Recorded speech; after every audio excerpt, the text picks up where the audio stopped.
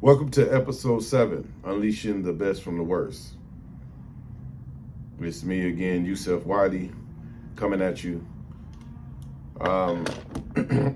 We talked about quite a bit so far about my life, about my experiences of growing up in the hood, growing up in South Central Los Angeles. I want to kind of take pause for a second here as we go into this next episode, because a reminder, not only for myself, but for you, that I don't want to give you any indication that my life of crime, going to prison, being incarcerated, is something like a badge of honor of some sort. It's not a badge of honor. It's a matter of fact. It's just a fact that I've experienced this thing, and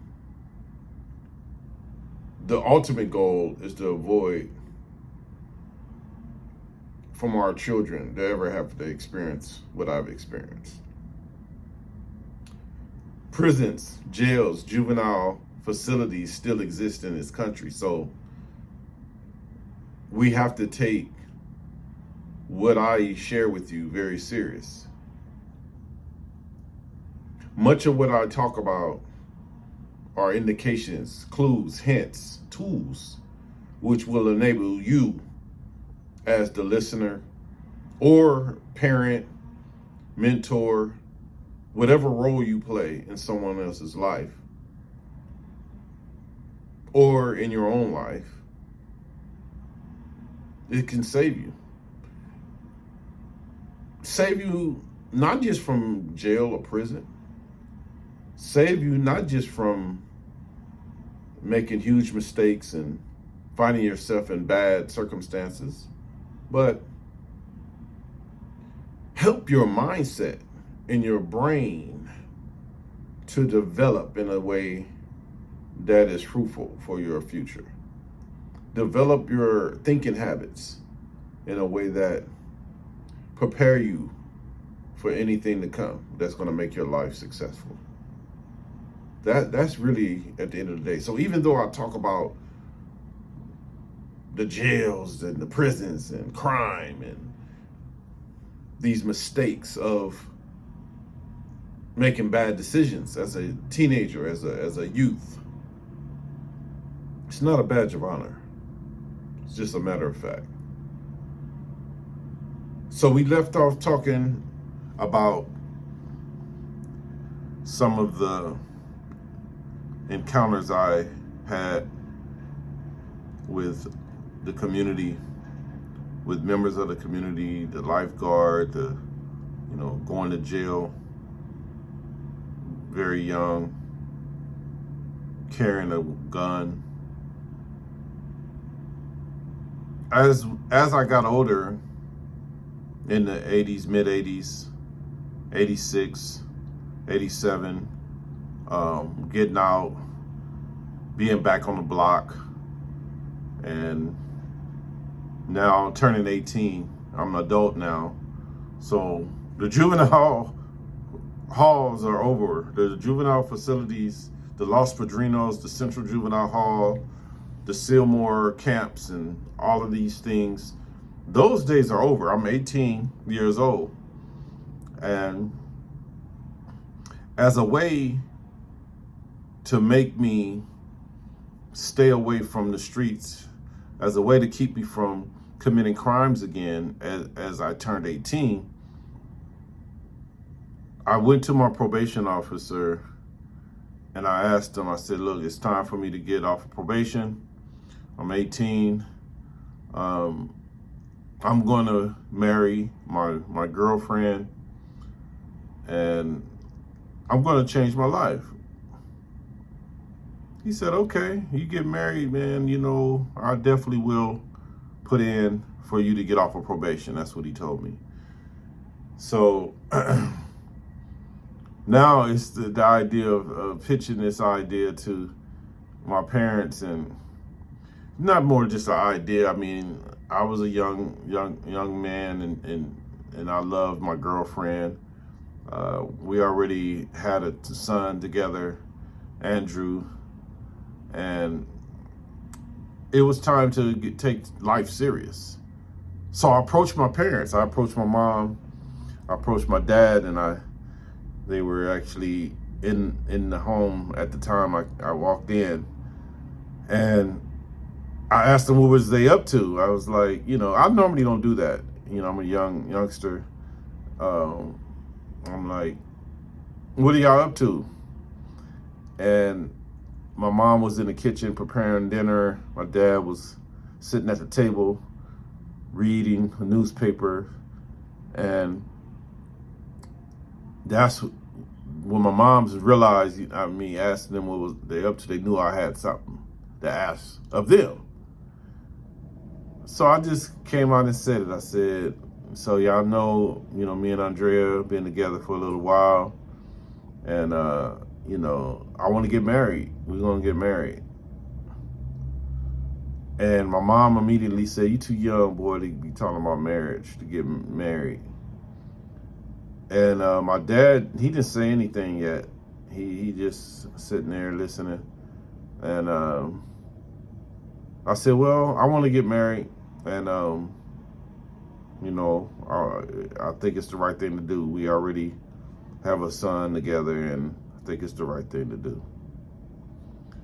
So then my father said, well, let's talk to the minister. Let's talk to our minister, our pastor, if you would, and bring him in on it. And I said, okay. So I get on the phone and call Andrea and told her, I said, hey, I talked to my parents about us getting married, but they want us to talk to the minister. And she was like, the minister? Oh, man. Shortly thereafter, my parents made contact with her parents, called them and asked them did they know that we were thinking of getting married. And they didn't know yet because she hadn't told them yet, I don't believe. And so they scheduled a day for them to come to our house, for Andrea's parents to come to our house, and we scheduled that with the pastor, with the minister, and that day of that this all was supposed to happen, I wasn't there. I was late. I was running late. I was still in the street. I was still being influenced by the streets, by hanging out in the community, hanging out in the neighborhood, right? And so they were all there already. My girlfriend was there, Andrea, my parents, her parents, they were already at the home. So I'm already driving. I pull up in my car, my Cutlass, 1978 Cutlass Supreme, green, with a white vinyl top. As I approach our house, I see the curtain from our bedroom, from the living room window open slightly. That anticipation that where this boy at, right? From my parents. So I get there and I walk in, and you can feel the tension. It's a little tension in the room, as maybe some conversations that have already happened, and it's a little tense in there. Plus, it don't make it no better that I'm late. I'm running late, and I walk in and I look around at everybody. Hey, how y'all doing? What's going on? And when I sat down, I actually sat at the dining area. They were sitting in the living room area. We were facing each other. So I was kind of sitting away from everyone else. Me coming in late. Plus I smelled like marijuana, smelled like weed. So I didn't want to sit too close. The minister, the pastor, he immediately began the conversation. He kicked it off with a prayer. And so he looks at glasses over at me, and Andrea and my parents and say, so I hear, Andre, that you want to get married. You're ready to get married. You want to get married, and before you walked in the room, we talked a little bit, and honestly believed you guys are too young to be really thinking about marriage. You got potentially school to complete, and maybe education, furthering your education. And so he started, as he's speaking, I already see that it's not on our side. They're not for us getting married. And so I'm starting to feel a little anxiety and a little frustration as he's talking and sharing why, or the reasons why I shouldn't get married. We shouldn't get married. And he's talking, and I'm thinking to myself, is he going to let me get something in? Am I going to be able to say anything?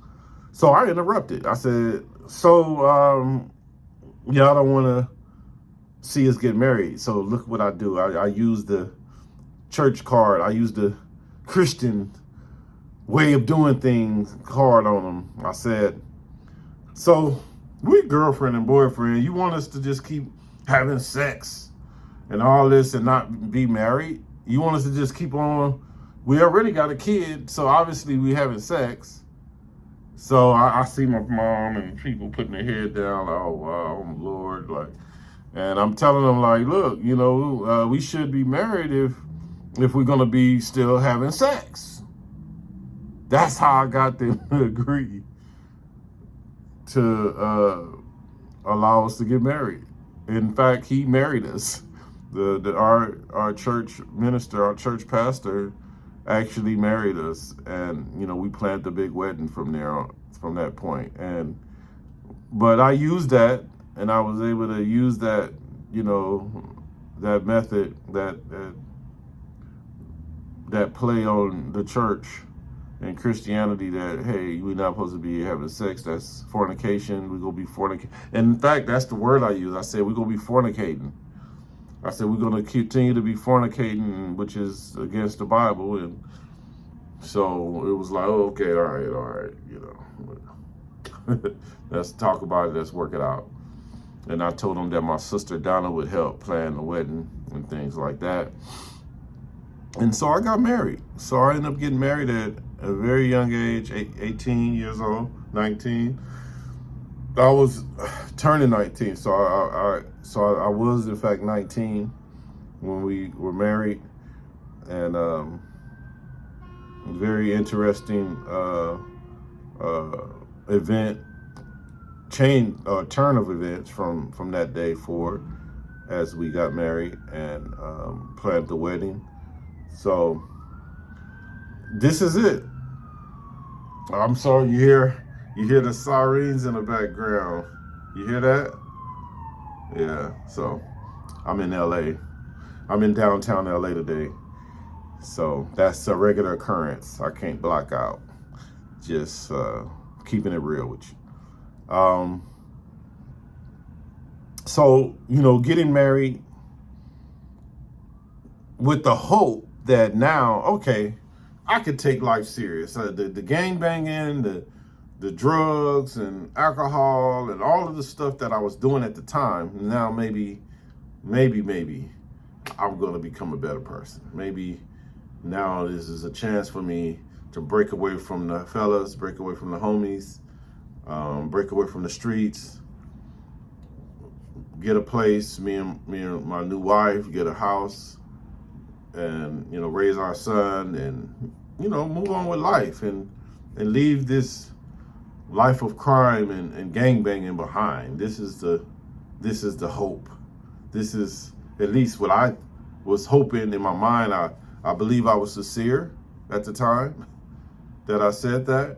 I began going to church regularly with my new wife, and Imperial Church of Christ, right there on Imperial and San Pedro, my parents' church that they raised me in, right there in the hood, South Central LA.